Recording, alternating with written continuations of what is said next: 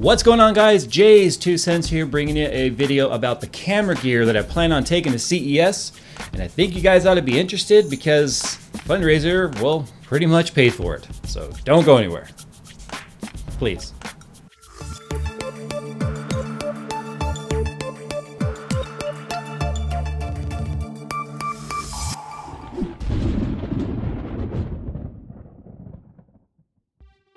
All right, guys, well, here she is. And if you've been following any of my social media for any length of time, specifically Twitter or Facebook, you would know that my Canon T2i is on its last leg.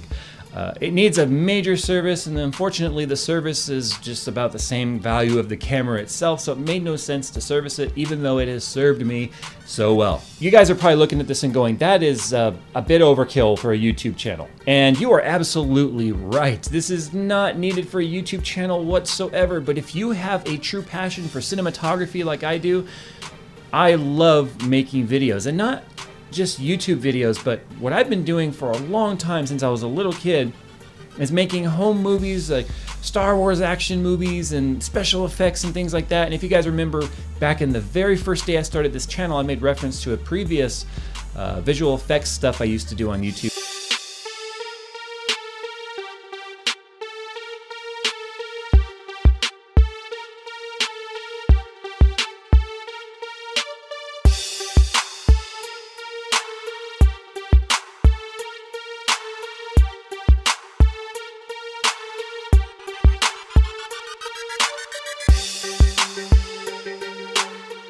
I love cinematics, I love short movies, I love special effects, and so I wanted to build a camera that not only appeals to YouTube in terms of tech and bring you guys tech reviews and stuff, I also still want to be able to make movies for me to just enjoy having the fun of doing filmmaking. And I'm very, very amateur at it, but it doesn't change the fact that I love it. In fact, if I could go back and change my career, guys, the only other thing I could imagine myself doing with a true passion and true love for it would be a director of photography for Hollywood. I mean, screw being in front of the camera, screw the actors, the gear, the equipment, the setup, just the pulling the focus and the dolly rails and all that stuff. It's just, that is what I love about movie making, and this sort of does that for me in a DSLR trim. All right, so enough about that. The hunk of meat on here is the Canon 70D.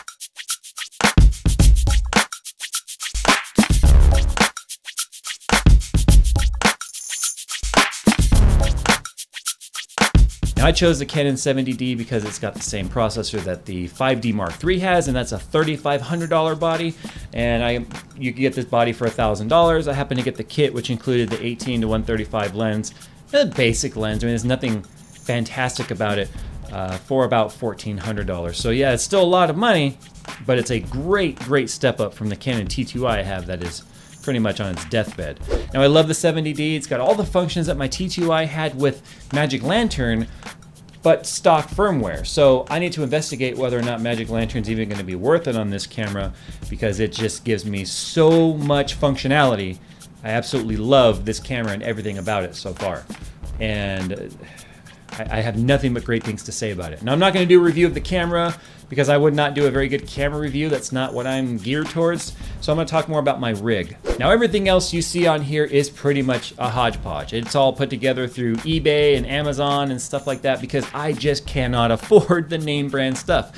If you've ever heard the name Red Rock Micro, you would know that that makes PC gear look like chump change. So pretty much everything I've got on here is like a knockoff of Red Rock Micro, if you will. Most of it is Vodka DP, or Vodka is like a Chinese brand, but they make some pretty good stuff and the tolerances are really good. Okay, so PS Productions, base plate.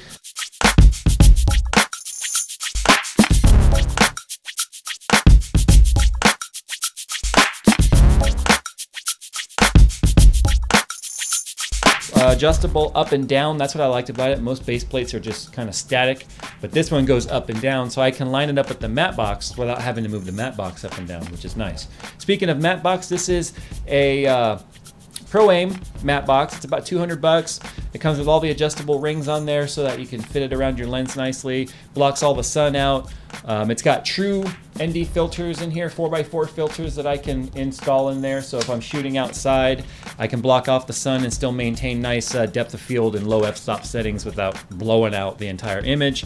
It does have the you know, the barn doors and stuff that mount on there that are adjustable up and down, you know, and all of that, so I can block the sun for outdoor shooting. Clearly I leave them off indoors because I don't get a whole lot of sun in here. If I did, it would sure help the lighting situation. Now the rails that these are mounted on, again, are vodka rails. These are 18-inch rails. They're a little bit long for handheld, so I have some shorter rails for handheld. The actual C bracket right here, this is a Vodka FP3000, again with the handle on the top. And this is pretty invaluable too when it comes to being handheld at CES, is having a way to actually hold the rig. And as you can see right here, I just took it off the tripod, and you can hold the entire thing together, you know, hold it right there and get nice low angle shots, or just maneuver the rig that way. My cameraman's gonna love that.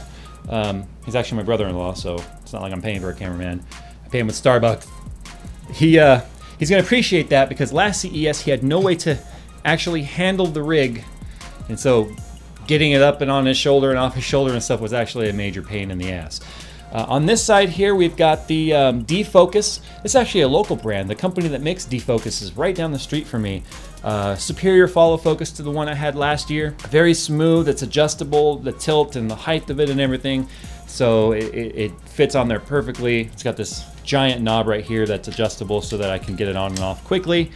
And then the sound is being recorded right here through, as you can see, my Zoom H4n through XLR cable, which is running to the mic that is just off camera. My mic is a Sennheiser E835. Fantastic mic. It's only $100. Dynamic, so it doesn't require any sort of phantom power, which means the battery life on the Zoom lasts a heck of a lot longer than if I was running something requiring phantom power.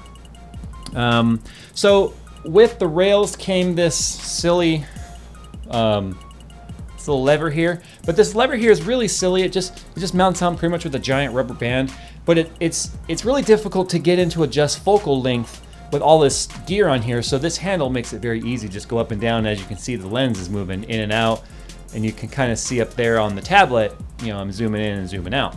Speaking of the tablet, it's being held on there with an 11-inch magic articulating arm, so I can just loosen this thing up, and then I can move this around, you know, lock it down wherever I want, which makes magic arms magical. Yeah, so obviously that is a Camera brand. Again, Amazon, love Amazon.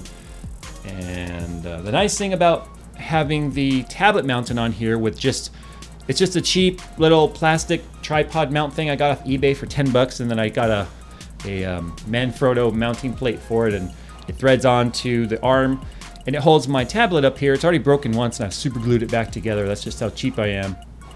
And then I've got a USB cable running from the camera to the tablet.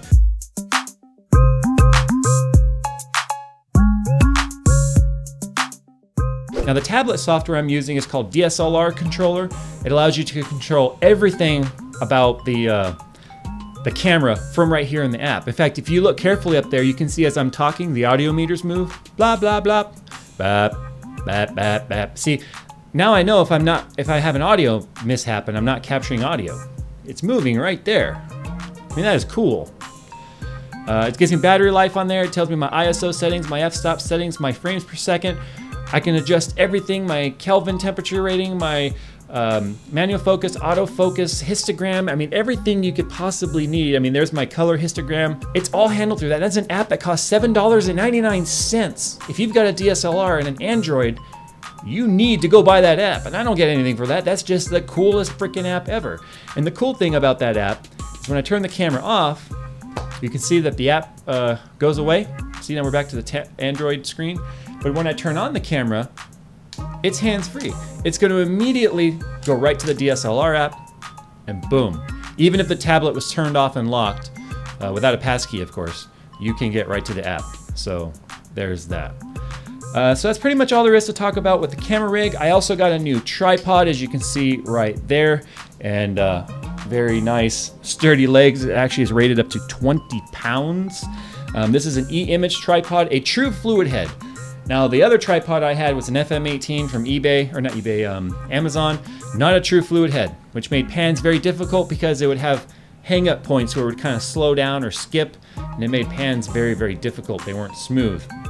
You know, so it's got a knob on here that you can turn where it gives me true actual resistance in the panning and the tilting and stuff. And as you can see right here, see how it pushed itself back? That's because I've got it set to remember the position that I was in. So if I wanted to do a nice slow tilt, I can just let go of it. It's gonna go right back to where it was and it's gonna stop. I mean, that is freaking cool.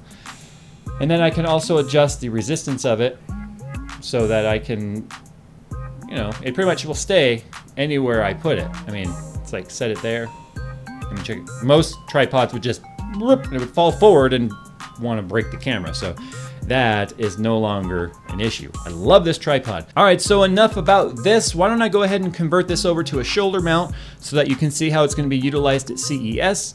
And then I'll go ahead and show you guys my new slider I picked up as well. That's really going to help with a lot of the B-roll footage here. So don't go anywhere. Okay, so this is not exactly how it's going to be when it's shoulder mounted. There's a couple of changes I still have to make. One thing I want to point out is the 18-inch rods that I'm using right now are too long to be able to get your face anywhere near the back of the camera. So I'm just too lazy to switch them all over to my 10-inch rods for handheld, but you guys will get the basic idea. Now, if I can get this around here without hitting my mic, wow, that's perfect.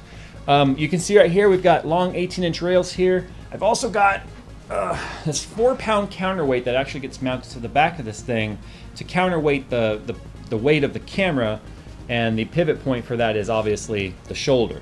Now, I'm not gonna mount this on here now because there's really no point to it, but yeah, you guys pretty much get the idea. Now, when it comes to shoulder mounting it, go ahead and get this thing off of here. And there you go. You guys could pretty much get the idea now as I move over here. So the zoom isn't going to be staying right here. It's going to actually move to the other side, more towards the back to give good counterweight. But one of the other things that's going to be happening here is I'm actually going to have a really nice high quality eye cup on here for a viewfinder that actually has a diopter so that you can get it set to your vision. And if you wear glasses like my cameraman does, the last thing we want is him focusing for his vision rather than you know, true optics. So this is pretty much how this works handheld. But as you can see, you've got the handles on there, you've got the nice comfortable shoulder pad, and this is actually not very bad. This is not difficult to hold. It's very, very, very comfortable. So there is the rig right there in its handheld format. I think you guys kind of get the idea. Okay guys, here's my T2i, and here is what it is doing for me today. Now what it's setting on right here, this is actually a Veravon 800 slide cam slider with a cheap generic ball mount for my Canon T2i. Now this is my Canon T2i, and it's my ultrasonic 28 to 130 millimeter lens. It's not great, it needs a service, it's very grindy when I turn it. But the cool thing is now I can get those really cool perspective changes when I'm doing my work. And as you can see, it's just sliding on my slider here. Now it's got a little bit of movement when it's on this tripod. This is that FM18 I mentioned earlier, which is not a true fluid head. But you know what? It gets the job done for me nicely. And I love this slider. It's a true ball bearing. It rolls so smooth. I mean, look at that. If I just barely move that, it slides by itself. And just to kind of give you guys an example of what this is, if I was to turn this on right now, and I'm just going to take just a little footage here with the slider and set this up, get this all in focus here at the point where I want it focused. I'll go ahead and give you guys a little demonstration of how the slider works. So if you just kind of push that in,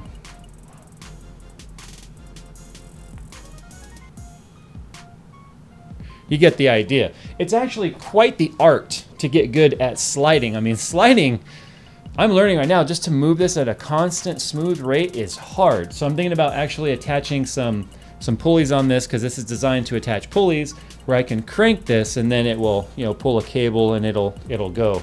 And that's a lot easier to maintain speed on than sliding this with your hand. But because I have the ball mount on here, as you can see, I can just move this around however I need. And then I can do sideways shots, or push-ins or pull-outs like I just demonstrated. And that's going to make doing B-roll and stuff a lot of fun, but at the same time, a lot of work, because a lot of work actually goes into getting that B-roll stuff. So guys, there you go. That is the stuff that I am using now to bring you the content that you see and prepare for CES, for running and gunning. That's what it's called when you carry a camera with you and stuff. Yep.